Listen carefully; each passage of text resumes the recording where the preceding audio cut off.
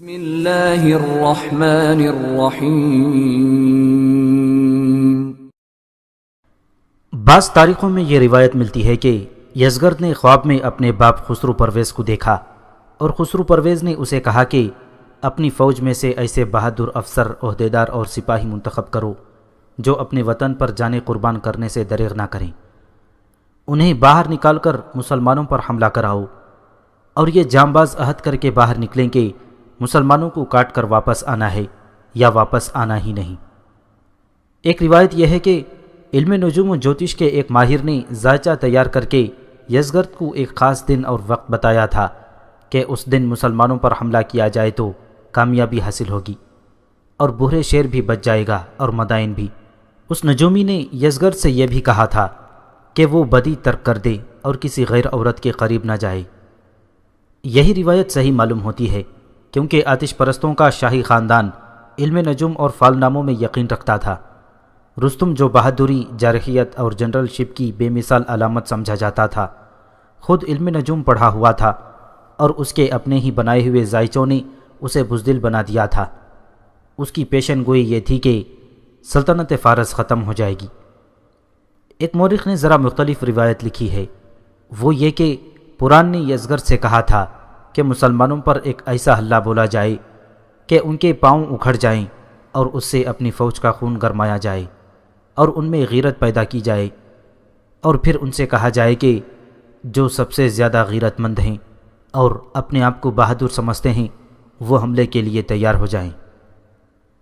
اور یزدی اس مورخ کے مطابق پران نے یزگرد سے کہا، مت بھولو کہ یہاں کے عمرا اور لوگوں کے نمائندے تمہیں اس لیے لائے تھے کہ تم فارس کو عربوں سے بچاؤ گے۔ میں تمہاری خاطر تخت سے دستبردار ہو گئی تھی، خون کا آخری قطرہ بھی بہا دو، فوج کا آخری سپاہی بھی مروا دو، دجلہ کے کنارے عربوں کی لاشوں کے انبار لگا دو، ابھی بحر شیر چلو۔ ان میں کوئی بھی روایت سچی ہو سکتی ہے، لیکن یہ ایک تاریخی حقیقت ہے کہ یزگرد نے دونوں یہودی لڑکیوں کو آزاد کر دیا اور اس حرم کو ذہن سے اتار دیا تھا جس میں ایک سے ایک بڑھ کر حسین لڑکی موجود تھی۔ شاہانہ عیش و عشرت کو اس نے ترک کر دیا اور اپنی ماں نورین اور پوران کو ساتھ لے کر بحر شیر چلا گیا۔ اس کے ساتھ ماں اور پوران کے علاوہ مدائن کی فوج کے 2 جرنیل اور چندے کم درجے کے فوجی افسر بھی تھے۔ کسی بھی تاریخ میں ان 2 جرنیلوں کے نام نہیں ملتے۔ بحر شیر پہنچتے ہی یزگرد نے وہاں کی تمام فوج کو اکٹھا کیا۔ وہ گھوڑے پر سوار تھا، نورین اور پوران بھی گھوڑوں پر سوار تھیں۔ سورج کے پجاریوں، اس نے فوج سے خطاب کیا، تم اس سورج کی کرنیں ہو جو ہمارا معبود ہے، تم وہ کرنیں ہو جو دشمن کو جلا کر راکھ کر دیتی ہے۔ لیکن کیا ہو گیا ہے تمہاری غیرت کو؟ تم سے تو دنیا ڈرتی تھی، آج تم خود ڈرے ہوئے مویشیوں کی طرح اس قلعے میں بند ہو گئے ہو۔ کیا تم اتنے بزدل ہو گئے ہو کہ تمہیں یہ بھی احساس نہیں رہا کہ تم اپنی کنواری بیٹیوں اور بہنوں کو مسلمانوں کے حوالے کر کے آ گئے ہو؟ مسلمانوں نے تمہاری عورتوں کو لونڈیاں اور کنیزیں بنا لیا ہے، اور اپنے کسانوں کا حال دیکھو جن کی کھیتیاں سونا اگلتی ہیں، مگر آج ہمارے کسانوں کی کمائی کے مالک مسلمان ہیں۔ یزگرد اب بھی بول ہی رہا تھا کہ پران اپنا گھوڑا یزگرد کے گھوڑے کے پہلو میں لے گئی اور بازو لہرا کر بولی، اگر تمہاری غیرت مر گئی ہے تو میں تمہاری بیٹیوں اور بہنوں کی عزت کی خاطر لڑوں گی۔ شہنشاہ فارس کی ماں لڑے گی، ہم دونوں عورتوں کو اکٹھا کر کے فوج بنائیں گی، اور تم دیکھو گے کہ مسلمانوں کی لاشیں کس طرح تمہاری آنکھوں کے سامنے تڑپتی ہیں۔ فوج پر سناٹا طاری تھا۔ پران کی بات سن کر فوج میں کچھ بے چینی سی پیدا ہو گئی۔ کیا تمہاری غیرت گوارا کر لے گی کہ شہنشاہ کی ماں اور بہن میدان میں اتریں؟ پران نے اور زیادہ جوشیلی آواز میں کہا، یہ سوچ لو کہ مدائن بھی ہاتھ سے نکل گیا تو کہاں جاؤ گے؟ یہ سورج عتاب میں آ گیا تو جل کر راکھ ہو جاؤ گے، مرو گے بھی نہیں اور زندہ بھی نہیں رہو گے۔ کوڑیوں کی طرح اس زمین پر کیڑے مکڑوں کی طرح رینگتے اور بھیک مانگتے پھرو گے۔ تم جانتے ہو کہ کوڑیوں کو کوئی بھیک بھی نہیں دیتا۔ پران نے ابھی اپنی جوشیلی تقریر ختم نہیں کی تھی کہ یزگرد کی ماں نورین اپنا گھوڑا آگے لے آئی۔ میں اپنے اس اکلوتے بیٹے کو عظیم سلطنت فارس کی آن پر قربان کر رہی ہوں۔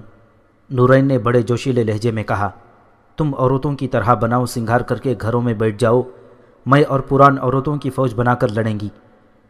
اور تم شہر کی دیواروں پر کھڑے ہو کر دیکھنا۔ نہیں، اچانک فوج میں سے ایک آواز بلند ہوئی، نہیں، ہم اتنے بےغیرت نہیں ہوئے، لڑنا ہمارا کام ہے۔ جو ہو گیا سو ہو گیا، ایک اور آواز آئی، اب یہاں سے مسلمان ایک قدم بھی آگے نہیں بڑھ سکیں گے۔ ان دو آوازوں کے ساتھ ہی ساری فوج میں ہڑبوں بپا ہو گئی۔ جوشیلے نعروں سے زمین و آسمان لرزنے لگے۔ فوج زندگی کا آخری معرکہ لڑنے کے لیے تیار ہو گئی۔ نعروں جیسا یہ شور و غل بہت ہی بلند تھا، اتنا بلند کہ گھوڑے بھی ہنہنانے لگے۔ اس وقت سعد بن ابی وقاص رضی اللہ تعالیٰ عنہ اپنے 2-3 سالاروں کے ساتھ شہر کی دیوار سے کچھ دور دور گھوڑوں پر سوار آہستہ آہستہ چلے جا رہے تھے۔ شہر سے اٹھنے والا شور و غل اتنا بلند تھا کہ باہر بھی سنائی دے رہا تھا۔ سعد بن ابی وقاص رضی اللہ تعالیٰ عنہ نے گھوڑوں کو روک لیا، سالار بھی رک گئے۔ یہ شور سن رہے ہو؟ سعد رضی اللہ تعالیٰ عنہ نے اپنے سالاروں سے کہا، یہ نعرے، ان کا مطلب سمجھنے کی کوشش کرو۔ ان کے جرنیل اپنی فوج کو جوش دلا رہے ہوں گے۔ ایک سالار نے کہا، جوش تو وہ دلاتے ہی رہتے ہوں گے۔ سعد رضی اللہ تعالیٰ عنہ نے کہا، لیکن آج کا اتنا زیادہ ہنگامہ بتا رہا ہے کہ ان کا شہنشاہ آ گیا ہوگا، اور مجھے صاف پتہ چل رہا ہے کہ یہ لوگ باہر آ کر ایک اور حملہ کریں گے، اور یہ حملہ بڑا ہی زوردار ہوگا۔ ہمیں اس کے لیے تیار ہونا چاہیے۔ آنے دیں، ایک سالار نے کہا، اب ہم منجنیقیں ان پر استعمال کریں گے۔ شہر کے اندر کا شور و غل جس طرح اچانک اٹھا تھا، اسی طرح اچانک خاموش ہو گیا، اور صرف یزگرد بول رہا تھا۔ مسلمانوں کو یہیں پر ختم کرنے کا طریقہ ایک ہی ہے، یزگرد کہہ رہا تھا۔ طریقہ یہ ہے کہ باہر نکل کر ان پر اس قدر سخت حملہ کیا جائے جو ابھی تک نہیں کیا گیا ہو۔ اس حملے کے لیے ایسے جانبازوں کی ضرورت ہے جنہیں اپنی جان کی پرواہ نہ ہو، اور جن کے دلوں میں سلطنت فارس کی محبت ہو۔ میں کسی کو حکم نہیں دوں گا، مجھے رضاکار جانبازوں کی ضرورت ہے، اور مجھے زیادہ سے زیادہ افسروں کی ضرورت ہے۔ جو افسر اور سپاہی حملے میں شامل ہونا چاہتے ہیں وہ آگے آ جائیں۔ فوج میں اس قدر جوش و خروش پیدا ہو چکا تھا کہ ساری فوج آگے آ گئی۔ اس فوج میں وہ سپاہی بھی شامل تھے جو دیوار کے اوپر موجود تھے، انہیں بھی یزگرد کے حکم سے نیچے بلا لیا گیا تھا۔ مورخوں نے لکھا ہے کہ ساری کی ساری فوج سے حملہ نہیں کروانا تھا، طے یہ پایا تھا کہ منتخب جانبازوں سے حملہ کروایا جائے۔ جرنیلوں سے کہا گیا کہ وہ وطن کی آن پر مر مٹنے والے جنونی سے قسم کے افسروں اور سپاہیوں کو منتخب کریں۔ چنانچہ ایک فوج تیار کر لی گئی جس میں ایسے کمانڈر شامل کیے گئے جو شجاعت اور جنگی مہارت میں شہرت یافتہ تھے۔ چونکہ رات ہو گئی تھی اس لیے حملہ اگلی صبح کو کرنا تھا۔ اگلی صبح سورج ابھی نکلا ہی تھا کہ شہر کے تمام دروازے بیک وقت کھلے، اور اندر سے گھڑ سوار فوج اور پیادے بھی رکے ہوئے سیلاب کی طرح نکلنے لگے۔ سعد بن ابی وقاص رضی اللہ تعالیٰ عنہ نے گزشتہ روز اندر کا شور و غل سن کر کہہ دیا تھا کہ یہ اگلے حملے کی تیاری ہو رہی ہے۔ انہیں ایک سالار نے مشورہ دیا تھا کہ منجنیقوں کو حملہ آوروں پر استعمال کیا جائے گا۔ سعد رضی اللہ تعالیٰ عنہ نے یہ مشورہ قبول کر لیا تھا۔ رات کو ہی منجنیقیں اس طرح رکھ دی گئی تھیں کہ ہر دروازے کے سامنے ایک منجنیق آ گئی تھی۔ باقی منجنیقوں کا رخ بھی اوپر کے بجائے ذرا نیچے کر دیا گیا۔ جو ہی شہر سے فوج نکلنے لگی ان پر سنگباری شروع ہو گئی۔ چونکہ منجنیقیں چھوٹی تھیں اس لیے ان میں پتھر بھی چھوٹے استعمال ہوتے تھے، لیکن اتنے چھوٹے بھی نہیں کہ کچھ نقصان ہی نہ کر سکیں۔ کم و بیش 10 کلو وزنی پتھر پھینکا جاتا تھا۔ بعض منجنیقیں اس سے زیادہ وزنی پتھر بھی پھینک سکتی تھیں۔ اتنا وزنی پتھر جس آدمی کو لگتا تھا وہ وہیں ڈھیر ہو جاتا۔ گھوڑے بھی اتنے وزنی پتھر کی ضرب کو برداشت نہیں کر سکتے تھے۔ منجنیق سے نکلا ہوا پتھر توپ سے نکلے ہوئے گولے کی طرح جاتا تھا۔ جب فوج پر پتھر برسنے لگے تو پتھروں سے گرنے والے سواروں نے دروازوں کا راستہ بند کر دیا۔ بعض گھوڑے بھی گر پڑتے تھے اور بعض بدک کر پیچھے کو دوڑتے تھے۔ اس طرح فوج کے باہر آنے سے اچھی خاصی رکاوٹ پیدا ہو گئی۔ فوجیوں کو حکم دیا گیا کہ وہ دروازے میں گرے ہوئے آدمیوں اور گھوڑوں کے اوپر سے گزر کر باہر نکلیں۔ اس حکم کی تعمیل میں فوجی اپنے گرے ہوئے ساتھیوں کو کچلتے مسلتے ہوئے باہر نکلے۔ پتھر پھینکنے کی رفتار تیز نہیں ہو سکتی تھی، کیونکہ منجنیق میں پتھر رکھنے اور پیچھے کو کھینچنے اور چھوڑنے میں کچھ وقت لگ جاتا تھا۔ پھر بھی یہ خاطر خواہ نقصان کر رہی تھیں۔ شہر کی فوج کے یہ سوار اور پیادے بلا شک و شبہ جانباز اور نیڈر تھے۔ وہ باہر چلے آ رہے تھے، لیکن ان کے حملے میں جو جان ہونی چاہیے تھی وہ نہیں تھی۔ ایسی شدت پیدا ہو ہی نہیں سکتی تھی۔ یزگرد، اس کی ماں اور پران دیوار پر کھڑے نظر آئے۔ فارس کا پرچم ان کے ساتھ تھا۔ سعد بن ابی وقاص رضی اللہ تعالیٰ عنہ نے بھی شہنشاہ فارس اور اس کے پرچم کو دیکھا۔ خدا کی قسم، سعد رضی اللہ تعالیٰ عنہ نے کہا، اس جھنڈے کو دیوار کے باہر گرنا چاہیے۔ انہوں نے بڑی ہی بلند آواز سے کہا، کیا کوئی تیر انداز وہاں تک تیر پہنچا سکتا ہے؟ سعد بن ابی وقاص رضی اللہ تعالیٰ عنہ نے گھوڑے کو ایڑ لگائی اور اپنے محافظوں کے ساتھ اس جگہ جا پہنچے جس کے بالمقابل یزگرد دیوار پر کھڑا تھا۔ فاصلہ اتنا زیادہ تھا کہ وہاں تک تیر پہنچانا ممکن نہیں تھا۔ چند ایک تیر انداز مجاہدین آگے بڑھے اور انہوں نے تیر چلائے، لیکن تیر ذرا نیچے دیوار پر لگتے تھے۔ تیر انداز اور آگے بڑھے تو فاصلہ اتنا کم ہو گیا کہ مجاہدین دیوار کے تیر اندازوں کی زد میں آ گئے۔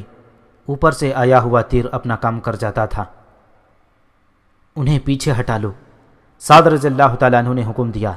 ہم بلا جواز جانی نقصان کے بغیر یہ شہر لے لیں گے۔ ایک منجنیق کا منہ ادھر کر کے پتھر پھینکو۔ فوراً ایک منجنیق کو گھسیٹ کر وہاں تک لے گئے اور اس پر پتھر ڈال ہی رہے تھے کہ یزگرد نے دیکھ لیا اور وہ فوراً نورین اور پوران کے ساتھ پیچھے ہٹ گیا۔ تھوڑی ہی دیر بعد وہ دیوار پر ایک اور جگہ نظر آیا۔ معلوم ہوتا تھا کہ وہ بھی جان کی بازی لگائے ہوئے ہے۔ وہ اپنے حملہ آور دستوں کو اوپر سے للکار رہا تھا، لیکن اس کی للکار رائگان جا رہی تھی، جس کی ایک وجہ تو سنگباری تھی اور دوسری وجہ جو زیادہ تر مورخوں نے لکھی ہے وہ یہ ہے کہ یزگرد کی تمام فوج پر جرنیل سے لے کر نیچے سپاہیوں تک یہ تاثر مکمل طور پر پختہ ہو گیا تھا کہ مسلمانوں کو شکست دی ہی نہیں جا سکتی۔ لہٰذا فارس کی فوج پر مسلمانوں کی جو ہیبت طاری تھی وہ سنگباری نے اور زیادہ پختہ کر دی تھی۔ جوش و خروش سے نعرے تو لگائے جا سکتے ہیں، لیکن میدان جنگ میں نعرے محض بیکار ثابت ہوتے ہیں۔ اگر جذبہ اور حوصلہ مضبوط نہ ہو تو میدان جنگ میں گھوڑے اور ہتھیار بھی بیکار ہو جاتے ہیں۔ آتش پرستوں کو اپنے بے شمار ہاتھیوں پر بھروسہ تھا۔ وہ سمجھتے تھے کہ انسان ہاتھی کا کچھ نہیں بگاڑ سکتا، بلکہ ہاتھی انسانوں کو کچل اور مسر ڈالتا ہے۔ لیکن مسلمانوں نے ہاتھیوں کو بھی کاٹ کر دکھا دیا اور جو بچ گئے تھے انہیں بھگا دیا تھا۔ فارس کی فوج پر یہی دہشت کافی تھی۔ یورپی مورخوں نے تعصب کے باوجود پوری تفصیل سے لکھا ہے کہ فارس کی فوج پر مسلمانوں کی جو ہیبت اور دہشت طاری ہو گئی تھی، اس نے اس فوج کے کہیں بھی قدم نہ جمنے دیے۔ اس حملے کے متعلق جو ہم بیان کر رہے ہیں، انہوں نے لکھا ہے کہ شجاعت، جنگی قیادت اور جنگی مہارت کے لحاظ سے جو فارسی افسر اور سپاہی شامل تھے ان کی جانبازی میں کوئی شک نہیں تھا۔ انہوں نے جو حملہ کیا وہ بھی کچھ کم شدید نہیں تھا، پھر بھی مسلمانوں کے آگے وہ ٹھہر نہ سکے۔ جب دونوں فوجیں معرکے میں الجھ گئیں تو سنگباری روک دی گئی۔ ایسی صورتحال بھی پیدا ہوئی جس میں مسلمانوں پر فارسیوں کا دباؤ اچھا خاصا بڑھ گیا تھا، لیکن مسلمانوں میں لڑنے کا جو جذبہ تھا وہ اتنا شدید تھا کہ مسلمان صورتحال پر غالب آ جاتے تھے، اور جب 2-3 مرتبہ مسلمانوں نے فارسیوں کے دباؤ کو برداشت کر کے اپنا دباؤ ڈالا تو فارسیوں کا حوصلہ ٹوٹنے لگا۔ دونوں طرف کی فوجوں میں ایک فرق تھا، وہ یہ کہ فارسی جوش اور جذبے سے لڑ رہے تھے، اس کے مقابلے میں مسلمانوں کے سالار عقل سے کام لے رہے تھے۔ مثلاً ایک جگہ مسلمان اس طرح پیچھے ہٹتے گئے جیسے پسپا ہو رہے ہوں، فارسی ان پر دباؤ ڈالتے آگے ہی آگے بڑھتے گئے۔ انہیں اس وقت ہوش آیا جب وہ مجاہدین کے گھیرے میں آ چکے تھے۔ اس وقت انہیں پتہ چلا کہ یہ مسلمانوں کی ایک چال تھی اور مجاہدین نے انہیں اس طرح گھیرے میں لینا تھا۔ اب فارسی اپنی جانیں بچانے کے لیے لڑنے لگے، لیکن جس پھندے میں وہ آ گئے تھے اس سے بچ نکلنا ان کے لیے ممکن نہ تھا۔ دوسرے فارسیوں نے جب یہ حال دیکھا تو وہ محتاط ہو گئے اور پیچھے دیکھنے لگے کہ ان کی پسپائی کا راستہ صاف ہے یا نہیں۔ دیوار پر یزگرد کھڑا دیکھ رہا تھا۔ پہلے تو وہ اپنے حملہ آوروں کو للکار رہا تھا، لیکن میدان جنگ کی نئی صورتحال دیکھ کر ان کی زبان بند ہو گئی۔ اس نے اپنی ماں اور پھر پوران کی طرف دیکھا۔ اس کے چہرے پر مایوسی کا تاثر بڑا ہی گہرا تھا۔ اس نے میدان جنگ سے نظریں پھیر لیں اور آہستہ آہستہ چل پڑا۔ دیوار سے اس نے اندر کی طرف دیکھا تو اسے ایسا منظر نظر آیا جو اس کی برداشت سے باہر تھا۔ اس کے زخمی فوجی کھلے ہوئے دروازوں سے اندر آ رہے تھے۔ بعض اچھے بھلے سوار اور پیادے بھی باہر سے بھاگ کر اندر آ رہے تھے۔ پران اور نورین بھی اس کے پاس آ گئیں۔ یزگرد نے دونوں کی طرف دیکھا اور سر جھکا لیا، پھر وہ آہستہ آہستہ چل کر دیوار سے اتر گیا۔ فارس کی فوج کا جانی نقصان بے تحاشا تھا، اس کے مقابلے میں مسلمانوں کا نقصان بہت ہی کم تھا۔ کسی بھی تاریخ میں مسلمانوں کے نقصان کے اعداد و شمار نہیں ملتے، صرف ایک مجاہد کا ذکر تقریباً ہر مورخ نے کیا ہے، یہ تھا زہرہ بن حویہ، جس کا پہلے کئی معرکوں میں ذکر آ چکا ہے۔ زہرہ سالار تھا اور غیر معمولی طور پر بہادر اور نڈر تھا۔ اس کی شجاعت کے واقعات کچھ کم نہیں کہ یہاں پھر سنائے جا سکیں۔ قارئین کی یاد دہانی کے لیے یہ بتانا ضروری ہے کہ جب فارسیوں کو شکست دے کر قادسیہ سے مجاہدین کے لشکر نے بھاگتے ہوئے فارسیوں کے تعاقب میں مدائن کی طرف پیش قدمی کی تھی، تو سعد بن ابی وقاص رضی اللہ تعالیٰ عنہ نے زہرہ بن حویہ کو سالار بنا کر مجاہدین کے ایک دستے کے ساتھ بحر شیر بھیجا تھا۔ اس کے ساتھ ہاشم بن عتبہ تھا۔ بحر شیر کے باہر زہرہ نے بڑا سخت معرکہ لڑا تھا اور فارسیوں کی فوج بے شمار نقصان اٹھا کر شہر میں چلی گئی تھی۔ علامہ شبلی نعمانی نے طبری اور بلازری اور چند اور مورخوں کے حوالوں سے لکھا ہے کہ بحر شیر کے محاصرے میں زہرہ بن حویہ نے فارس کے کسی فوجی کی زرہ پہن رکھی تھی۔ قادسیہ کی 4 روزہ جنگ میں اور اس سے پہلے کے معرکوں میں اس نے یہی زرہ استعمال کی تھی۔ اس زرہ نے تلواروں اور برچیوں کے بے شمار وار روکے تھے۔ اس زرہ نے نہ جانے کتنے تیر روکے تھے۔ زہرہ تو محفوظ رہے تھے، لیکن زرہ کی کئی کڑیاں ٹوٹ گئی تھیں۔ یزگرد نے بحر شیر کی فوج سے یہ حملہ کرایا جو اوپر بیان ہوا ہے، تو اس روز بھی زہرہ بن حویہ نے یہی ٹوٹی ہوئی کڑیوں والی زرہ پہن رکھی تھی۔ اس کے کسی ساتھی نے اسے کہا تھا کہ زرہ بیکار ہو گئی ہے، اسے بدل لو، فارسیوں کی کئی زرہیں موجود ہیں۔ ہاں ابن حویہ، اس کے ایک اور ساتھی نے کہا، یہ زرہ تیر کو روک نہیں سکے گی۔ میں ایسا خوش نصیب کہاں؟ زہرہ بن حویہ نے خوشگوار انداز میں کہا، میرے نصیب اتنے اچھے نہیں کہ دشمن کے تیر دوسروں کو چھوڑ کر میری طرف آئیں۔ یہ تھا شوق شہادت۔ مسلمانوں کی اصل طاقت یہی تھی کہ ہر مجاہد اللہ کی راہ میں جان دینے کو سعادت اور خوش نصیبی سمجھتا تھا۔ یہ اتفاق تھا یا اللہ تعالیٰ نے زہرہ کی دعا قبول کر لی تھی کہ فارسیوں کی طرف سے جو پہلا تیر آیا وہ زہرہ بن حویہ کے پہلو میں اتر گیا۔ وہاں سے زرہ کی زیادہ کڑیاں ٹوٹی ہوئی تھیں۔ تیر جسم کے اندر خطرناک حد تک چلا گیا تھا۔ ابن حویہ ٹھہر جا، اس کے ایک ساتھی نے کہا، میں یہ تیر نکال دیتا ہوں، پھر تم پیچھے چلے جانا۔ 4-5 مجاہدین اس کے پاس آ گئے، سب کہہ رہے تھے کہ تیر نکال دیتے ہیں۔ نہ میرے بھائیوں، زہرہ نے کہا، اسے نہ نکالنا، میں اسی وقت تک زندہ ہوں جب تک یہ میرے جسم میں ہے۔ طبری اور بلازری وغیرہ نے لکھا ہے کہ زہرہ نے پہلو میں تیر لیے ہوئے ایک جگہ فارسیوں کے ایک دستے پر حملہ کیا۔ اس دستے کے ساتھ فارس کا ایک نامور جرنیل شہر براز تھا۔ زہرہ نے اس کا پرچم دیکھ لیا تھا۔ اس نے چند ایک مجاہدین کے ساتھ شہر براز کے گرد محافظوں کا جو حصار تھا وہ توڑا اور اسے تلوار سے مار ڈالا۔ زہرہ بن حویہ کو یقیناً احساس تھا کہ وہ اپنی زندگی کا آخری معرکہ لڑ رہا ہے۔ اس فارسی جرنیل کا پرچم گرنے سے اور اس کے مارے جانے سے ان فارسی جانبازوں میں بھگدڑ مچ گئی اور وہ شہر کے دروازوں کی طرف بھاگنے لگے۔ کچھ دیر بعد زہرہ بن حویہ پہلو میں تیر لیے ہوئے شہید ہو گئے۔ یزگرد کا یہ حملہ بھی ناکام ہو چکا تھا۔ اس نے جس جانباز اور منتخب فوج کو باہر نکالا تھا اس کی بہت تھوڑی سی نفری واپس شہر میں جا سکی تھی، باقی سب باہر مرے پڑے تھے یا زخمی تھے، جو مجاہدین کی منت سماجت کر رہے تھے کہ انہیں اپنے ساتھ لے جائیں اور ان کی مرہم پٹی کر دیں۔ بحر شیر کو مسلمانوں سے بچانا ناممکن ہو گیا تھا۔ دوسرے ہی دن شہر کا ایک دروازہ کھلا، 5-6 گھوڑ سوار باہر آئے۔ سب سے آگے والے گھوڑے کے سوار کی پوشاک بتاتی تھی کہ اس کا تعلق شاہی خاندان کے ساتھ ہے یا وہ کوئی بڑا افسر ہے۔ اس کے ایک پہلو کے ساتھ والے سوار نے سفید جھنڈا اٹھا رکھا تھا، جس سے ظاہر ہوتا تھا کہ وہ صلح اور سمجھوتے کا پیغام ساتھ لائے ہیں۔ ان کے ساتھ ایک ترجمان بھی تھا جو عرب اور عجم کی زبانیں جانتا تھا۔ گھوڑ سوار کچھ اور آگے آ کر رک گئے۔ ترجمان ذرا آگے آ گیا۔ شہنشاہ فارس یزگرد کے ایلچی آئے ہیں۔ ترجمان نے عربی زبان میں بلند آواز سے کہا، یہ عربی سپہ سالار سے ملنا چاہتے ہیں، امن اور دوستی کا پیغام لائے ہیں۔ سعد بن ابی وقاص رضی اللہ تعالیٰ عنہ کا بھتیجا ہاشم بن عتبہ کہیں قریب ہی کھڑا تھا۔ وہ ان کی طرف بڑھا۔ ہم شہنشاہ کے ایلچی کا استقبال دل و جان سے کرتے ہیں۔ ہاشم بن عتبہ نے کہا، میرے ساتھ آئیں۔ ہاشم بھی گھوڑے پر سوار تھا۔ وہ انہیں سعد بن ابی وقاص رضی اللہ تعالیٰ عنہ کے خیمے میں لے گیا۔ سعد رضی اللہ تعالیٰ عنہ وہاں نہیں تھے، وہ اپنے لشکر کے ساتھ تھے اور محاصرے کا جائزہ لے رہے تھے۔ انہیں اطلاع دی گئی کہ شاہ فارس کا ایلچی آیا ہے۔ وہ فوراً اپنے خیمے میں پہنچے۔ ایلچی اور ترجمان فرش پر بچھی ہوئی چٹائیوں پر بیٹھے ہوئے تھے۔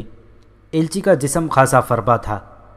سعد بن ابی وقاص رضی اللہ تعالیٰ عنہ کو دیکھ کر ایلچی احتراماً اٹھنے لگا، لیکن موٹاپے کی وجہ سے اسے اٹھنے میں دشواری پیش آ رہی تھی۔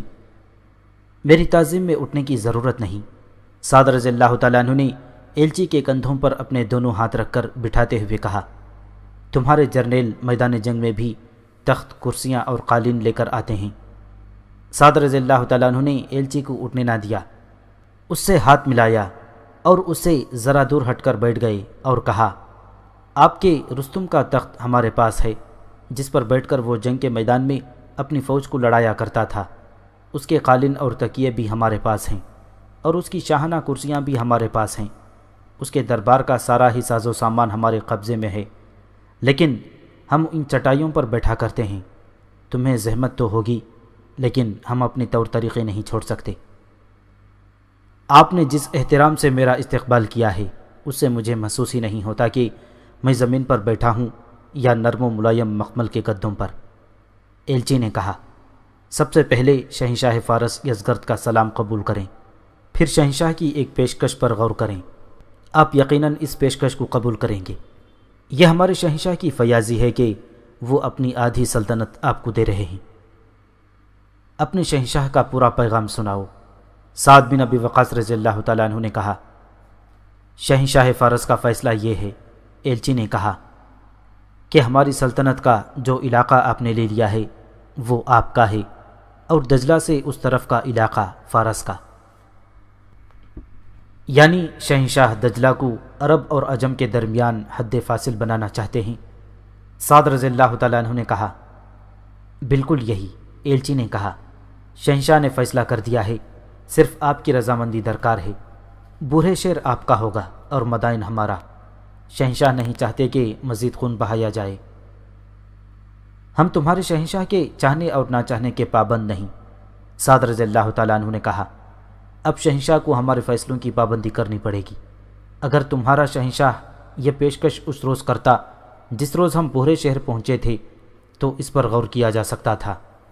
تم نے بورے شہر کو بچانے کے لیے کیا کیا جتن نہیں کیے۔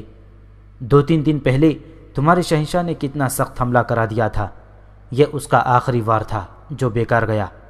اب شہنشاہ مدائن کو بچانے کے لیے آدھی سلطنت پیش کر رہا ہے۔ نہیں محترم ایلچی، شہنشاہ سے کہنا کہ ہمیں یہ پیشکش قبول نہیں۔ فارس کے ایلچی نے بہت کوشش کی، بہت باتیں کی، زر و جواہرات کی پیشکش بھی کی، لیکن سعد رضی اللہ تعالیٰ عنہ ٹس سے مس نہ ہوئے۔ پھر آپ کی اپنی شرط بتائیں، ایلچی نے کہا۔ شہنشاہ یہیں پر جنگ بندی چاہتے ہیں۔ شرائط پیش کرنے کا وقت گزر گیا ہے، سعد رضی اللہ تعالیٰ عنہ نے کہا۔ ہم نے شرائط پیش کی تھیں، تمہارے شہنشاہ نے ہمارے ایلچیوں کا مذاق اڑایا تھا۔ اس نے ہمارے ایک بڑے ہی معزز اور قابل احترام ایلچی کے سر پر مٹی کا بھرا ہوا ٹوکرا رکھ دیا تھا۔ تمہارے رستم نے کہا تھا کہ خدا نے نہ چاہا تو بھی عرب کو تباہ و برباد کر دوں گا۔ جنگ کا فیصلہ تمہارے شہنشاہ نے کیا تھا، اب شہنشاہ کو جنگ کا نتیجہ قبول کرنا چاہیے۔ میں حیران ہوں کہ آپ جیسا دانشمند سپہ سالار اتنی بڑی پیشکش ٹھکرا رہا ہے، ایلچی نے کہا۔ محترم ایلچی، سعد رضی اللہ تعالیٰ عنہ نے کہا، میں اس سے بھی بڑی پیشکش قبول نہیں کر سکتا۔ ہمارے خلیفہ کا حکم یہی ہے کہ مدائن کو فتح کرنا ہے، میں اپنے خلیفہ کی حکم عدولی نہیں کر سکتا۔ سعد بن ابی وقاص رضی اللہ تعالیٰ عنہ نے ایلچی کو رخصت کر دیا۔ تمام مورخوں نے یزگرد کی اس پیشکش کو تفصیل سے بیان کیا ہے۔ مورخ لکھتے ہیں کہ ایلچی رخصت ہوا تو سعد بن ابی وقاص رضی اللہ تعالیٰ عنہ نے سالاروں کو بلا کر کہا کہ شہر پر سنگباری پہلے سے تیز کر دی جائے۔ سارے لشکر میں یہ بات پھیل گئی کہ شہنشاہ فارس نے جنگ بندی کی پیشکش کی ہے، اور اس کے عوض اس نے دجلہ تک کے علاقے سعد بن ابی وقاص رضی اللہ تعالیٰ عنہ کو پیش کیے ہیں۔ جس وقت سعد رضی اللہ تعالیٰ عنہ یہ حکم سنا رہے تھے کہ سنگباری تیز کر دی جائے، اس وقت لشکر سے نعرے گرجنے لگے، ہماری منزل مدائن ہے، ہم مدائن سے بھی آگے جائیں گے، ہم اپنے شہیدوں کے خون کی پوری قیمت لیں گے۔ سعد بن ابی وقاص رضی اللہ تعالیٰ عنہ نے جب یہ نعرے سنے جو بلند سے بلند تر ہوتے جا رہے تھے، ان کے چہرے پر رونق آ گئی، انہوں نے گھوڑا دوڑا دیا اور محاصرے میں گھومنے لگے۔ تم نے میری تائید کر دی ہے، سعد رضی اللہ تعالیٰ عنہ نے کئی جگہوں پر گھوڑا روک کر مجاہدین سے کہا، میں نے شاہ فارس کے ایلچی کو یہی جواب دے کر واپس بھیجا ہے کہ اب ہم اس کی کوئی شرط اور کوئی معاوضہ قبول نہیں کریں گے۔ میرے رفیقوں، میں تمہیں یقین دلاتا ہوں کہ میں شہیدوں سے بے وفائی نہیں کروں گا۔ امیر المؤمنین کا بھی یہی حکم ہے کہ مدائن کو فتح کیا جائے۔ مجاہدین کے نعروں نے سعد رضی اللہ تعالیٰ عنہ کو نیا حوصلہ دیا، اور سعد بن ابی وقاص رضی اللہ تعالیٰ عنہ کا عزم سن کر مجاہدین کے حوصلوں میں نئی روح پھونکی گئی۔ یہ قوت ارادی تھی، بلکہ روحانی قوت کہنا زیادہ موزوں ہوگا، جس کے بھروسے پر مجاہدین یہ ارادے باندھ رہے تھے کہ وہ مدائن تک پہنچیں گے۔ وہ تو ابھی بھورے شیر کو بھی فتح نہیں کر سکے تھے۔ بعض مورخ لکھتے ہیں کہ محاصرہ 9 مہینے جاری رہا، اور بعض نے لکھا ہے کہ محاصرہ 18 مہینے جاری رہا تھا۔ بہرحال یہ وثوق سے کہا جا سکتا ہے کہ محاصرے کا عرصہ 1 سال کے لگ بھگ تھا۔ اس 1 سال کے دوران امیر المؤمنین حضرت عمر رضی اللہ تعالیٰ عنہ نے کچھ کمک بھی بھیجی تھی۔ زخمی مجاہدین ٹھیک ہو کر لڑنے کے قابل ہو گئے تھے۔ سعد بن ابی وقاص رضی اللہ تعالیٰ عنہ نے جو جاسوس اور مخبر بنائے تھے وہ اپنا کام پورا کر رہے تھے۔ کچھ دنوں بعد ایک جاسوس نے آ کر بتایا کہ بھورے شیر اور مدائن میں کچھ خفیہ سی نقل و حرکت ہوتی رہتی ہے، اور یوں معلوم ہوتا ہے جیسے بھورے شیر سے فوج ہٹائی جا رہی ہو۔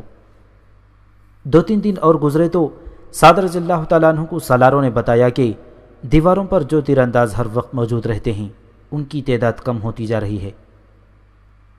میں بھی یہی دیکھ رہا ہوں، سعد رضی اللہ تعالیٰ عنہ نے کہا۔ میں اس انتظار میں ہوں کہ یہ تعداد مزید کم ہو جائے تو ہم دروازے توڑنے یا کمندیں پھینک کر دیوار پر چڑھنے کی کوشش کریں گے۔ کچھ دن اور گزرے تو رات کے وقت مجاہدین میں کچھ شور و غل سا اٹھا۔ سالار بھی جاگ اٹھے، اور سعد بن ابی وقاص رضی اللہ تعالیٰ عنہ کی بھی آنکھ کھل گئی، اور وہ خیمے سے باہر آئے۔ انہوں نے دیکھا کہ دجلہ کی طرف آسمان سرخ ہوا جا رہا تھا۔ اس طرف شہر کی چوڑائی اتنی زیادہ تھی کہ جا کر نہیں دیکھا جا سکتا تھا کہ ادھر کیا ہو رہا ہے۔ سرخ روشنی سے یہ صاف ظاہر ہوتا تھا کہ یہ آگ لگی ہوئی ہے، لیکن یہ معلوم کرنا ناممکن تھا کہ یہ آگ کسی ایک مکان کو یا بہت سے مکانوں کو لگی ہے۔ سعد بن ابی وقاص رضی اللہ تعالیٰ عنہ نے یہ خیال ظاہر کیا کہ آتش پرست شہر کو آگ لگا رہے ہیں، اور آگ اسی صورت میں لگائی جاتی ہے جب شہر خالی کرنا ہوتا ہے۔ سعد رضی اللہ تعالیٰ عنہ کے کہنے پر 2 گھڑ سوار بھیجے گئے کہ وہ دریا کے کنارے اتنی دور تک چلے جائیں جہاں سے انہیں شہر کا دریا کے کنارے والا حصہ نظر آ جائے، اور وہ دیکھیں کہ آگ کہاں لگی ہوئی ہے۔ انہوں نے پل جلا ڈالا ہے۔ گھڑ سواروں نے آ کر اپنے سپہ سالار کو بتایا، پورے کا پورا پل جل رہا ہے۔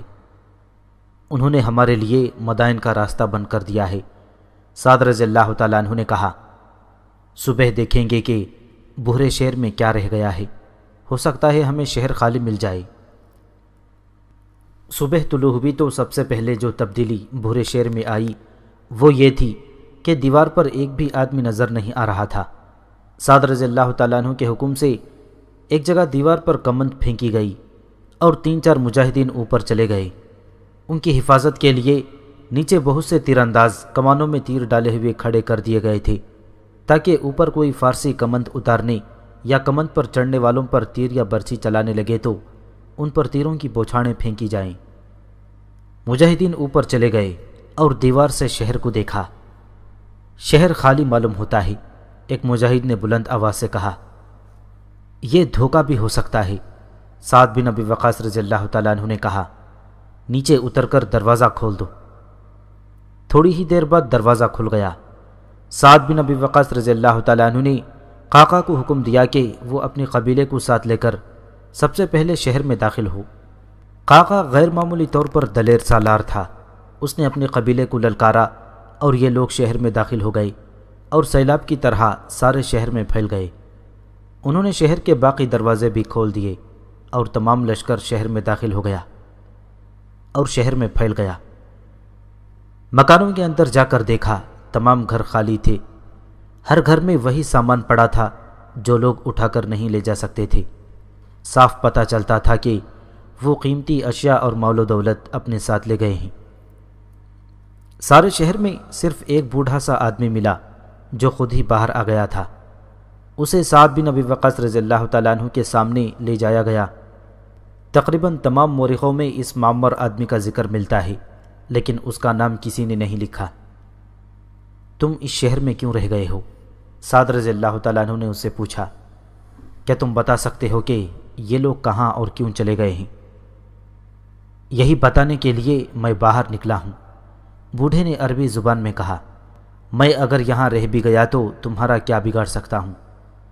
سب نے کہا کہ تم بھی چلو، یہاں رہ گئے تو مسلمان تمہیں زندہ نہیں چھوڑیں گے۔ میں نے کہا کہ میں اب زندہ رہ کر بھی کیا کروں گا؟ اس مکان کو چھوڑتے ہوئے بہت دکھ ہو رہا تھا جو مکان میرے باپ نے بنایا تھا اور جس میں اس نے پوری عمر گزاری تھی۔ میرے 2 جوان بیٹے فارس کی فوج میں گئے تھے، دونوں مارے گئے ہیں۔ میری 2 بیٹیاں نوجوان ہیں، میں نے انہیں مدائن بھیج دیا ہے۔ یہ ایک رواج ہے کہ فاتح مفتوح شہر کی عورتوں کو اپنا مال سمجھتے ہیں۔ میں تمہارے سامنے کھڑا ہوں، قتل کرنا چاہو تو کر دو۔ نہیں میرے بزرگ، سعد بن ابی وقاص رضی اللہ تعالیٰ عنہ نے کہا، ہم نہتوں پر، بوڑھوں اور بچوں اور عورتوں پر ہاتھ نہیں اٹھایا کرتے، ہم لوٹ مار بھی نہیں کیا کرتے۔ کیا تم دیکھ نہیں رہے کہ میرے آدمی گھروں میں داخل ہو کر خالی ہاتھ واپس آ رہے ہیں؟ جب تک میں نہیں کہوں گا وہ کسی گھر میں کسی بھی چیز کو ہاتھ نہیں لگائیں گے۔ ہمیں بتاؤ کہ یہ شہر کس طرح خالی کیا گیا؟ 2 روز پہلے مدائن سے حکم آیا تھا کہ رات کے وقت شہر خالی کر دیا جائے، بوڑھے نے کہا۔ لوگوں نے 2 راتیں لگا کر شہر خالی کر دیا۔ میں دیکھ رہا تھا کہ لوگ اپنا قیمتی سامان لے جا رہے تھے۔ لوگ چلے گئے تو فوج بھی چلی گئی۔ گزشتہ رات میں نے اپنی چھت پر جا کر دیکھا، پل جل رہا تھا۔ یہ پل میرے بچپن کی یادگار تھی۔ میں آہستہ آہستہ چلتا دریا تک گیا۔ پل کو اس سرے تک آگ لگی ہوئی تھی، اور پھر میں نے یہ بھی دیکھا کہ دریا کے اس کنارے جو بے شمار چھوٹی بڑی کشتیاں بندھی رہتی تھیں، وہ ہمارے فوجی مدائن کی طرف لے جا رہے تھے۔ کیا اب وہاں ایک بھی کشتی نہیں؟ سعد بن ابی وقاص رضی اللہ تعالیٰ عنہ نے پوچھا۔ ایک بھی نہیں، بوڑھے نے جواب دیا۔ دریا کے اس طرف کے کنارے پر تمہیں دور دور تک کوئی کشتی نہیں ملے گی۔ تم سپہ سالار ہو، سمجھ سکتے ہو کہ کشتیاں کیوں لے گئے ہیں اور پل کو کیوں جلایا گیا ہے۔ دریا کی حالت دیکھ لو، چونکہ یہاں دریا تنگ ہے اس لیے پانی بہت گہرا ہے، اور دریا کی کیفیت سیلابی ہے۔ کوئی نامور تیراک بھی دریا میں اترنے کی جرت نہیں کر سکتا۔ لیکن میں آپ کو یہ بتا سکتا ہوں کہ فتح تمہاری ہوگی۔ وہ کیسے؟ سعد رضی اللہ تعالیٰ عنہ نے پوچھا۔ وہ اس طرح کہ تم لوٹ مار کرنے نہیں آئے، بوڑھے نے کہا۔ میں یہ بھی جانتا ہوں کہ ہمارے شہنشاہ نے تمہیں اپنی آدھی سلطنت پیش کی ہے جو تم نے قبول نہیں کی۔ لیکن میں اپنے لشکر کو پار کیسے لے جاؤں؟ سعد رضی اللہ تعالیٰ عنہ نے پوچھا۔ نہ کوئی کشتی ہے نہ پل ہے، کیا تم دریا پار کرنے کا کوئی اور ذریعہ بتا سکتے ہو؟ سعد بن ابی وقاص رضی اللہ تعالیٰ عنہ اس کی رہنمائی چاہتے تھے۔ انہوں نے بوڑھے سے یہ پوچھا کہ کوئی ایسی جگہ ہو جہاں دریا کا پاٹ بہت چوڑا ہو اور گہرائی کم ہو۔ اس بوڑھے کو ایسی کسی جگہ کا علم نہیں تھا۔ اس نے اتنا ہی بتایا کہ بہت ہی دور دریا کے نیچے کی طرف دریا 2-3 حصوں میں تقسیم ہو جاتا ہے، لیکن وہ جگہ بہت دور تھی۔ بوڑھے نے یہ بھی بتایا کہ وہ سارا علاقہ دلدلی ہے۔ سعد بن ابی وقاص رضی اللہ تعالیٰ عنہ نے اس بوڑھے کو اس حکم کے ساتھ پیچھے بھجوا دیا کہ اسے عزت اور احترام کے ساتھ رکھا جائے اور اس کے ساتھ معزز مہمانوں جیسا سلوک کیا جائے۔ سعد بن ابی وقاص رضی اللہ تعالیٰ عنہ نے اپنے سالاروں کو بلایا اور ان سب کو اس طرف دیوار کے اوپر لے گئے جس طرف دریا تھا، اور سامنے والے کنارے پر مدائن کا شہر تھا۔ وہاں سے انہوں نے مدائن کی شان و شوکت دیکھی۔ یہ ہم پہلے بیان کر چکے ہیں۔ اب یہ سب سالار مدائن کو قریب سے دیکھ رہے تھے۔ ان سالاروں میں ایک سالار زرار بن خطاب بھی تھے۔ وہ بڑے انہماک سے مدائن کو دیکھ رہے تھے۔ اللہ اکبر! زرار بن خطاب نے نعرہ لگا کر کہا، یہ کسریٰ کا سفید قلعہ ہے جس کا اللہ اور رسول اللہ صلی اللہ علیہ وسلم نے تم سے وعدہ کیا تھا، اور یہی وہ جگہ ہے۔ سعد رضی اللہ تعالیٰ عنہ نے کہا، جہاں کسریٰ پرویز نے رسول اللہ صلی اللہ علیہ وسلم کا دعوت حق کا پیغام پھاڑ کر پھینک دیا تھا۔ میرے رفیقوں، سوچنا یہ ہے کہ ہم یہ دریا عبور کس طرح کریں گے۔ دریا کی کیفیت دیکھو، میں ایسا سیلابی دریا پہلی بار دیکھ رہا ہوں۔ موجوں کا زیر و بم دیکھو، کیا کوئی اس میں اترنے کی جرت کر سکتا ہے؟ جرت کرنی پڑے گی، عاصم بن عمرو نے کہا۔ فارسیوں نے دجلہ کو اپنی آڑ بنایا ہے۔ انہوں نے ٹھیک سوچا ہے کہ اس بکھرے ہوئے دریا کو کوئی فوج اس صورت میں عبور نہیں کر سکتی کہ کشتیاں بھی نہ ہوں اور پل بھی نہ ہو۔ میں کہتا ہوں کہ شہنشاہ فارس کے اس خیال کو چکنا چور کر دیتے ہیں کہ یہ دریا اس کی سلطنت کو بچا لے گی۔ کیا تم یہ کہنا چاہتے ہو کہ اس دریا کو ہم تیر کر پار کریں گے؟ سعد بن ابی وقاص رضی اللہ تعالیٰ عنہ نے کہا، ہم میں کوئی موسیٰ علیہ السلام نہیں جس کے لیے اللہ تبارک و تعالیٰ کے حکم سے نیل نے اپنی روانی روک کر راستہ دے دیا تھا۔ ہاں سپہ سالار، عاصم بن عمرو نے کہا، ارادے نیک ہوں اور دل میں اللہ کا نام ہو تو وہ معجزہ ہم جیسے انسان بھی کر کے دکھا سکتے ہیں۔ مورخ لکھتے ہیں کہ سعد بن ابی وقاص رضی اللہ تعالیٰ عنہ پر خاموشی طاری ہو گئی اور وہ گہری سوچ میں کھو گئے۔ چند لمحوں بعد وہ چل پڑے، دیوار سے اترے اور اس کمرے میں جا بیٹھے جہاں فارس کے جرنیل بیٹھا کرتے تھے۔ انہوں نے کہا کہ تمام سرداروں کو بلایا جائے۔ قاصد چلا گیا۔ سعد رضی اللہ تعالیٰ عنہ نے اسے آواز دے کر روک لیا۔ تمام لشکر کو باہر میدان میں اکٹھا کیا جائے۔ سعد رضی اللہ تعالیٰ عنہ نے کہا۔ زیادہ دیر نہیں گزری تھی کہ مجاہدین کا لشکر آ گیا۔ سعد رضی اللہ تعالیٰ عنہ باہر نکلے۔ قبیلوں کے سردار اپنے اپنے قبیلے کے سامنے کھڑے تھے۔ سعد رضی اللہ تعالیٰ عنہ گھوڑے پر سوار ہوئے اور لشکر کے سامنے جا رکے۔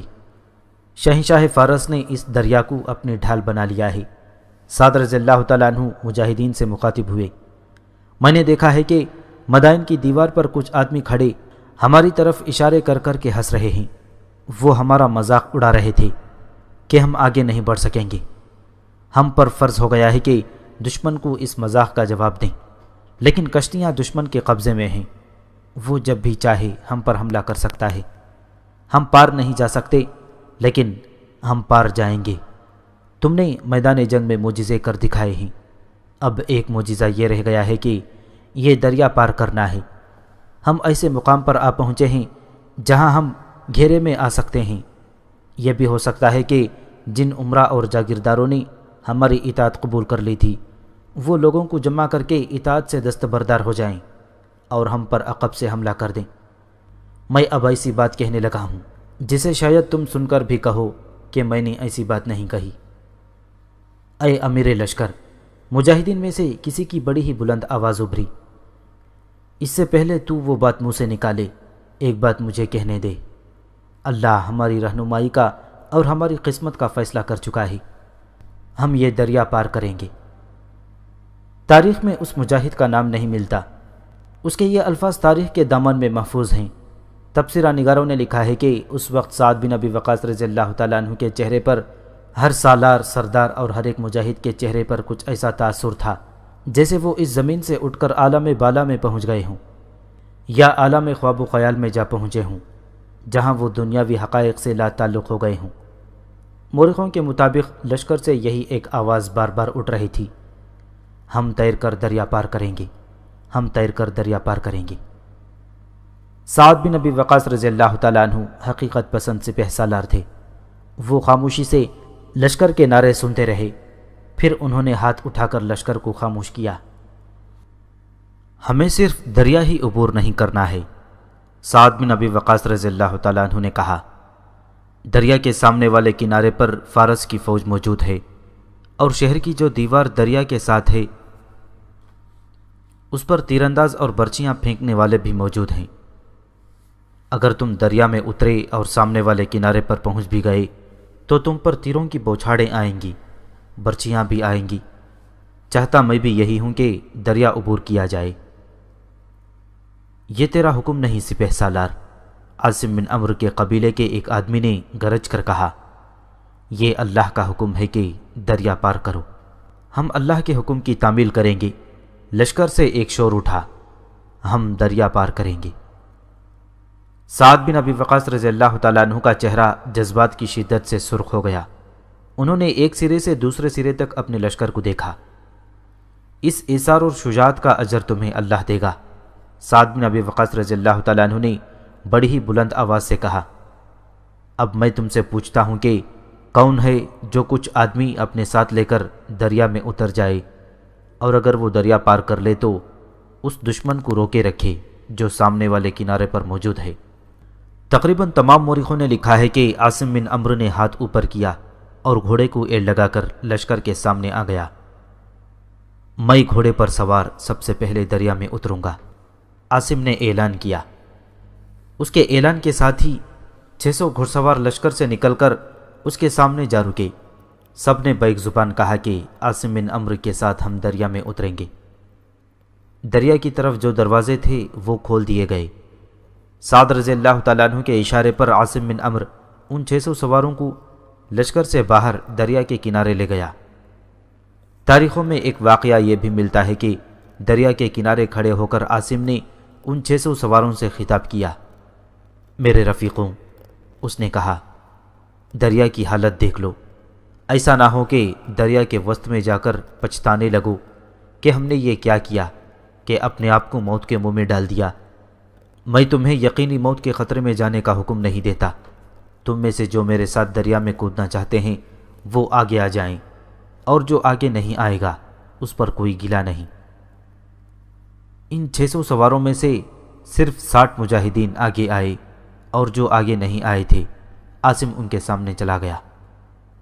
کیا تم اس تھوڑے سے پانی سے ڈر گئے ہو؟ عاصم نے کہا، اور قرآن کی ایک آیت پڑھی، وَمَا كَانَ لِنَفْسٍ أَن تَمُوتَ إِلَّا بِإِذْنِ اللَّهِ كِتَابًا مُؤَجَّلًا، اور کوئی شخص نہیں مر سکتا جب تک اللہ کا حکم نہ ہو، اس نے ایک وقت مقرر کر رکھا ہے۔ عاصم بن عمرو نے ان سواروں کے جواب کا انتظار نہ کیا، گھوڑا موڑا اور اللہ اکبر کا نعرہ لگا کر گھوڑا دریا میں ڈال دیا۔ اس کے پیچھے 60 سواروں نے گھوڑے دریا میں اتار دیے۔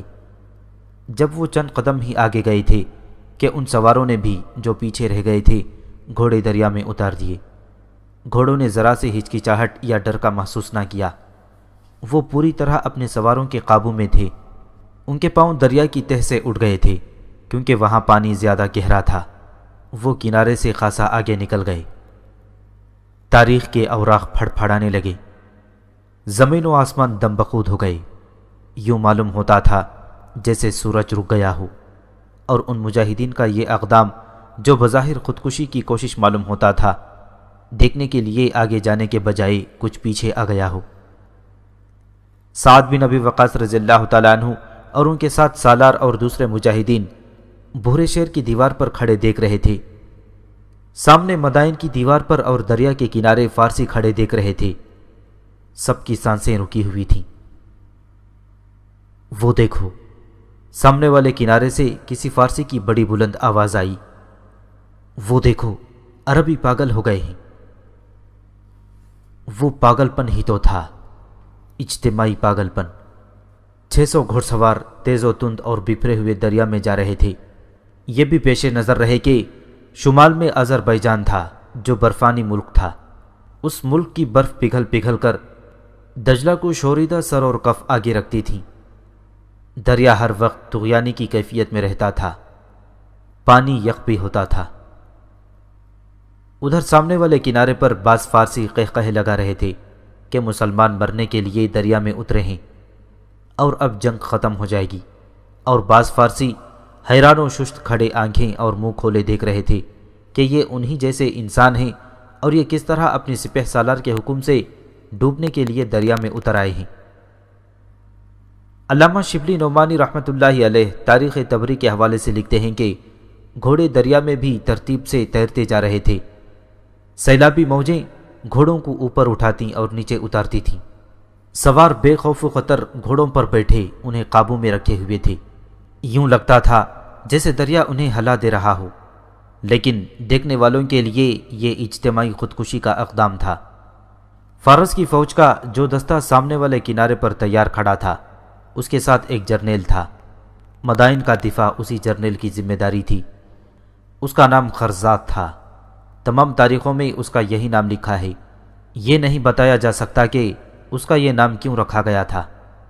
خرزات کے معنی ہیں گدھے کا بچہ۔ وہ گدھے کا بچہ تھا یا نہیں، اس کا دماغ گدھوں جیسا معلوم ہوتا تھا، کیونکہ اس نے مسلمان گھڑ سواروں کو جو دریا کے وسط میں پہنچ چکے تھے اور ابھی ڈوبا ایک بھی نہیں تھا، روکنے کا بڑا ہی احمقانہ حکم دیا۔ ان مجاہدین کو روکنے اور ڈبونے کا آسان طریقہ یہ تھا کہ کنارے سے ان پر تیروں کا مہ برسا دیا جاتا، لیکن اس نے اپنا ہی طریقہ اختیار کیا۔ آفتاب کے بیٹوں، خرزات نے اپنے دستے کو حکم دیا، عربی یہ نہ کہیں کہ اجمی بزدل ہیں، تم بھی گھوڑے دریا میں ڈال دو اور ان عربوں کو دریا میں کاٹ کر ڈبو دو۔ سینکڑوں فارسی گھڑ سواروں نے گھوڑے دریا میں ڈال دیے اور تلواریں اور برچیاں تان لیں۔ اب سیلابی دریا میں معرکہ لڑا جانا تھا، لیکن مسلمانوں کے سپہ سالار عاصم بن عمرو نے اپنا دماغ حاضر رکھا۔ عاصم صرف بہادر اور دلیر ہی نہیں تھا، اس میں جنگی فہم و فراست کی کمی بھی نہیں تھی۔ تیر اندازوں، عاصم نے اپنے تیر اندازوں کو حکم دیا، انہیں تیروں سے روکو، تیر ان کے گھوڑوں کے آنکھوں میں لگیں۔ یہ افسانہ یا من گھڑت قصہ نہیں، یہ واقعہ اس تاریخ کے دامن میں بھی محفوظ ہے جو یورپی مورخوں نے لکھی ہے، حالانکہ اس تاریخ میں تعصب بھی پایا جاتا ہے۔ تاریخ گواہ ہے کہ دجلہ کی غسیلی موجیں مجاہدین کے گھوڑوں کو اٹھا اٹھا کر پٹک رہی تھیں اور سوار اپنے آپ کو بڑی مشکل سے سنبھال رہے تھے۔ اس حالت میں کہ مجاہدین اپنے آپ کو اور گھوڑوں کو قابو میں رکھنے کی سرتوڑ کوشش کر رہے تھے، کمانوں میں تیر ڈال کر فارسی سوار کے گھوڑوں کی آنکھوں کا نشانہ بھی لے رہے تھے۔ کئی ایک تیر فارسیوں کے گھوڑوں کی آنکھوں میں اتر گئے اور باقی قطع گئے یا فارسی سواروں کے جسموں میں اتر گئے۔ فاصلہ زیادہ نہیں تھا، اس لیے تیر اندازوں کے تیر گھوڑوں کو لگتے یا سواروں کے جسموں میں دور تک اتر جاتے تھے۔ فارسیوں کے گھوڑے تیرنا بھول گئے، انہوں نے اپنے آپ کو دریا کے حوالے کر دیا۔ سوار تیر کھا کھا کر دریا برد ہونے لگے۔ خرزات کا دفاعی اقدام بری طرح تباہ ہوا۔ مجاہدین کے گھوڑے دجلہ کو چیرتے، موجوں کے قہر و عتاب کو رونتے آگے ہی آگے بڑھتے گئے۔ کنارہ ابھی دور تھا۔ کہا جاتا ہے کہ فارسی جرنیل خرزات کا یہ اقدام احمقانہ تھا کہ اس نے کنارے سے ہی مجاہدین پر تیر برسانے کے بجائے اپنے سواروں کو دریا میں اتار دیا۔ معلوم نہیں خرزات احمق تھا یا نہیں، اصل بات یہ تھی کہ اللہ تبارک و تعالی جب چاہتا ہے کہ یہ کام ہو جائے تو ایسے حالات پیدا کر دیتا ہے کہ وہ کام ہو جاتا ہے۔ اللہ نے دیکھا کہ اس کے نام اور اس کے رسول صلی اللہ علیہ وسلم کی آن پر ان مجاہدین نے جانوں کی بازی لگا دی ہے، تو اللہ نے ان کے دشمن جرنیل کو عقل کا اندھا کر دیا۔ جس وقت خرزات نے اپنے سواروں کو دریا میں اتارا، اس وقت مجاہدین کے ایک اور قبیلے کے سردار قعقاع بن عمرو نے سعد بن ابی وقاص رضی اللہ تعالیٰ عنہ کے حکم کے بغیر ہی اپنے قبیلے کے سواروں کو للکارا۔ خدا کی قسم، اس نے کہا، مدائن پر چڑھائی اکیلے عاصم کی ذمہ داری نہیں، وہ دیکھو فارسی سوار گھوڑے دریا میں اتر رہے ہیں۔ قعقاع نے اپنے گھوڑوں کو ایڑ لگائی اور گھوڑا دریا میں ڈال دیا۔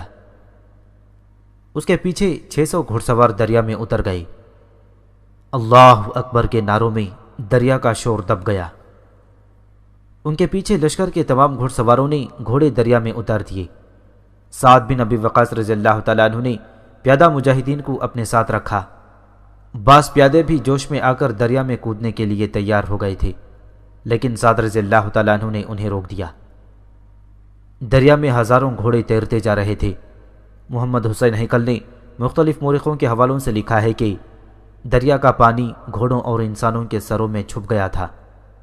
فارس کی فوج جو دوسرے کنارے پر مقابلے کے لیے تیار کھڑی تھی، صرف یہی دیکھ کر بددل ہو گئی تھی کہ اس کا جو سوار دستہ دریا میں اترا تھا وہ مسلمانوں کے تیروں سے ڈوب مرا ہے اب دیکھا کہ مسلمانوں کا سارا لشکر دریا کو چیرتا آ رہا ہے تو فوج میں شور اٹھا، دیواں آمدن، دیواں آمدن، دیو آ گئے، دیو آ گئے۔ یہ آوازیں بھی سنائی دیں، ہم جنات سے نہیں لڑ سکتے، بھاگو لوگوں بھاگو، جنات کا مقابلہ کیسے کرو گے؟ عاصم بن عمرو کنارے پر جا پہنچے، وہاں انہیں روکنے والا کوئی نہ تھا۔ اپنے جرنیل خربات سمیت فارس کی فوج بھاگ گئی تھی۔ کچھ لوگ وہاں کھڑے تھے، عاصم نے ان سے پوچھا کہ وہ کیوں نہیں بھاگے۔ انہوں نے بتایا کہ وہ ان کشتیوں کے ملاح اور ماہی گیر ہیں۔ عاصم نے انہیں حکم دیا کہ وہ کشتیاں بحر شیر والے کنارے پر لے جائیں اور مجاہدین کے لشکر کو لے آئیں۔ پیادہ مجاہدین نے سعد بن ابی وقاص رضی اللہ تعالیٰ عنہ کے ساتھ کشتیوں میں دریا پار کیا۔ منجنیقیں اور دیگر سامان بھی کشتیوں میں لے جایا گیا۔ اب مدائن کو محاصرے میں لینا تھا، لیکن شہر کے لوگوں اور سعد بن ابی وقاص رضی اللہ تعالیٰ عنہ کے جاسوسوں نے بتایا کہ مدائن خالی پڑا ہے۔ شہنشاہ یزگرد اپنے خاندان کو ساتھ لے کر چلا گیا ہے اور فوج کا ایک سپاہی بھی شہر میں موجود نہیں۔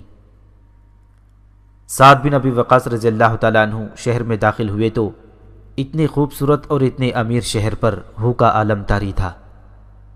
حضرت سعد بن ابی وقاص رضی اللہ تعالیٰ عنہ رک گئے اور ہر سو دیکھا، پھر انہوں نے بلند آواز سے قرآن کی آیت پڑھی، كم تركوا من جنات وعيون وزروع ومقام كريم ونعمة كانوا فيها فاكهين كذلك وأورثناها قوما آخرين فما بكت عليهم السماء والأرض وما كانوا منظرين۔ وہ بہت سے باغ، چشمے، کھیت، پاکیزہ مقام اور نعمتیں چھوڑ گئے جن میں وہ عیش و عشرت کی زندگی بسر کرتے تھے، اور اس طرح ہم نے ایک دوسری قوم کو ان کا وارث بنایا، پس نہ ان پر آسمان رویا نہ زمین، اور نہ انہیں ڈھیل دی۔ دریا تیر کر پار کرنے میں صرف ایک مجاہد ڈوب کر شہید ہوا۔ تاریخوں میں صرف یہ لکھا ہے کہ وہ قبیلہ طے کا مجاہد تھا، نام کسی نے بھی نہیں لکھا۔ عمر بن علا کی روایت ہے کہ اسے تیر لگا تھا جو فارسیوں نے چلائے تھے۔ اس سے ظاہر ہوتا ہے کہ فارسیوں نے تھوڑی سی تیر اندازی بھی کی تھی۔ یزگرد اور اس کا خاندان کہاں گیا؟